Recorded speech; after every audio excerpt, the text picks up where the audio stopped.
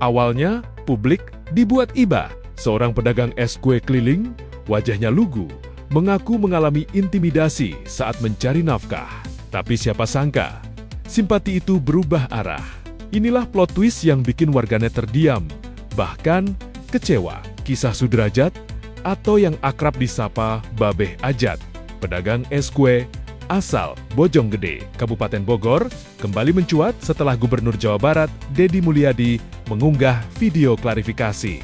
Video ini bukan sekadar lanjutan cerita, tapi justru membalik persepsi publik secara drastis. Dalam konten tersebut, Sudrajat mengaku selama ini tinggal di rumah kontrakan. Bapak sudah berapa hari sekarang nggak usaha? Udah 4 hari. 4 hari. Sehari Saya mau nangis Pak, belum pembayaran, belum bayar kontrak. belum bayaran apa? Bayar sekolah. Bayar sekolah berapa? 1,5 juta Pak. Oh, gede banget. Udah 4 bulan gue bayar. Sebulannya katanya 200. 400. Harus dipastiin dulu, saya yakin bukan sekolah negeri deh. Di negeri. Nggak mungkin Pak, sekolah negeri SD bayar 200. Nah, satu bayar sekolah 200 kali berapa bulan? Udah sebulan Pak. Bapak ini 4 bulan apa sebulan sekolahan belum bayarannya? Udah sebulan. Hah? Sebulan. Berarti 200 dong, Iya. bukan 1,5 juta. Iya. Jangan ngarang, gimana? Iya. Kalau ingin hidup maju harus jujur. Iya. Kalau kitanya tidak jujur, nanti banyak dapat susah dalam hidupnya. Iya. Ya kan? Nih Bapak nih, manfaatin. Amin. Makasih Pak ya. Nah, mau buat apa itu? Buat bayar sekolah Pak. Nih saya aturin, biar Bapak beres. Iya. Ini bayar kontrakan setahun. Setahun kali 800 berapa? Pak, coba ngurus yang itu Pak. Setahun kali 800, 9.600.000, ya kan? Bayar sekolah 200, Iya. bayar ke warung 200, pas 10 juta. Iya. Awas bayarin, Iya. atau nanti saya uangnya ambil. Bayar lah ngontrak. Enggak, aku langsung bayarin kontrakannya sama saya. Takut nggak dibayarin, Iya. ya? Ini saya kasih untuk bayaran sekolah sambil ngecek ke sekolahnya. Iya Pak. Saya bayaran sekolah, saya cek sekolahnya bener, enggak tenang dulu.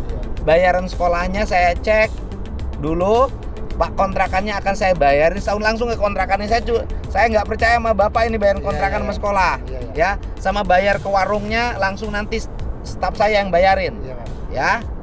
Nah, ini aja buat modal Bapak, Makasih Pak 5 ya. juta. Ya. Modal Tapi dagang. modal dagang cukup itu, sama beli beras segala macam persediaan buat sebulan. Macam Imlek. Digunain untuk beli beras, beli minyak goreng cukup. Iya Pak. Dan untuk modal dagang. Dagang. Nah, ini mau saya langsung bayarin ke sekolahnya sama kontrakannya. Iya Pak. Jangan diambil, kan mau dibayarin langsung. Ya? Udah. Makasih Pak ya. Oke, jadi saya kasih 15 juta ya. Iya. Yang ini mau saya bayarin langsung. Narasi hidup pas-pasan itu sebelumnya ikut menguatkan simpati warganet. Namun belakangan terungkap, rumah yang ditempatinya ternyata adalah milik pribadi. Pengakuan ini memicu reaksi keras. Banyak netizen merasa telah dibawa pada cerita yang tidak sepenuhnya jujur. Kolom komentar pun berubah nada.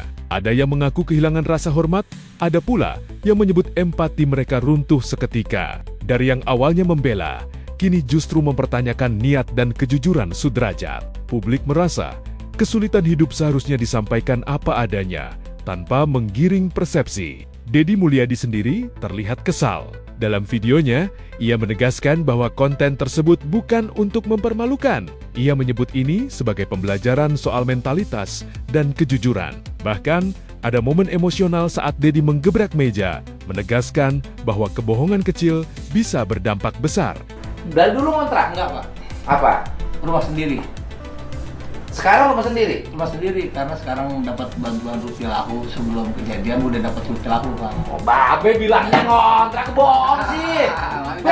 Kenapa sih Babe bohong terus? Minta maaf. Bukan urusan minta maaf, Babe nggak boleh bohong. Iya, Pak. Jadi Babe itu rumah sendiri? Rumah sendiri Pak. Tapi hancur rumahnya. Iya. Udah terserah, ntar dulu. Urusan hancur nggak hancur, ntar dulu. Rumah sendiri, tanahnya tanah sendiri. Tanah sendiri, Pak. Dan dulu si Babe tanah sendiri dari mana? Dari bapaknya, Dari orang Jombang Pak. dari orang tuanya. Jombang dia. Berarti dikasih tanah. Rumah Pak. Rumah. Dia beli rumah dari orang tuanya. Oh. Babe ngebohong sama saya. Minta maaf. Ngebohong. Dia bilang ke saya dikasih warisan cuma 200.000. Rumah, Pak. Padahal dikasih rumah.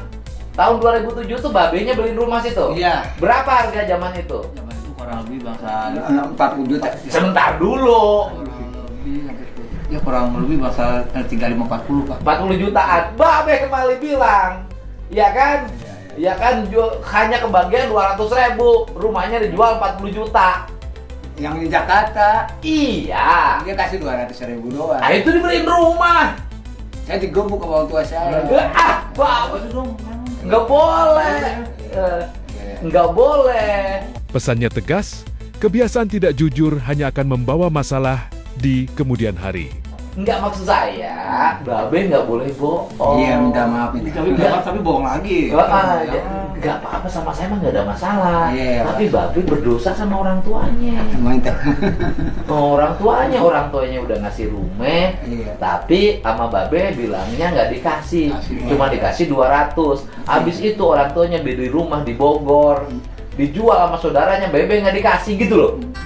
Pak RW, ini ada titipan dari Pak Gubernur sebesar 10 juta. Tadi ini kebutuhan untuk perbaikan rumah Rutilahu ada sekitar 6.400.000 sekian. Nanti ini saya titip uang 10 juta dan kemudian tadi ada kebutuhan untuk membayar honor tukang. Jadi saya titip 10 juta untuk honor tukang plus kebutuhan bahan bangunan. Mau diterima, mau disaksikan untuk rumah Pak Jajat. Ya. Saya serahkan. Ya. Masih Pak ya. Padahal sebelumnya, Sudrajat adalah simbol korban ketidakadilan. Ia mengaku mengalami intimidasi aparat saat berjualan di Kemayoran, Jakarta Pusat. Dituduh menjual es kue berbahaya, dikelilingi aparat, ditahan berjam-jam, hingga diminta tak lagi berjualan di lokasi itu. Trauma membuatnya berhenti sementara. Cerita itu sempat mengundang gelombang empati. Warganet mengecam tindakan aparat dan membela Sudrajat sebagai rakyat kecil yang tertekan. Namun semua berubah setelah klarifikasi soal rumah tadi muncul ke publik. Kasus ini jadi bukti, kepercayaan publik adalah hal yang rapuh. Sekali fakta baru terungkap, simpati bisa berubah jadi kekecewaan. Dari kisah Sudrajat, publik belajar bahwa kejujuran adalah fondasi utama, terutama saat membawa cerita ke ruang publik. Dan dari Deddy Mulyadi, terlihat upaya menegaskan satu pesan sederhana, tapi penting. Empati lahir dari kejujuran, bukan dari cerita yang dipelintir.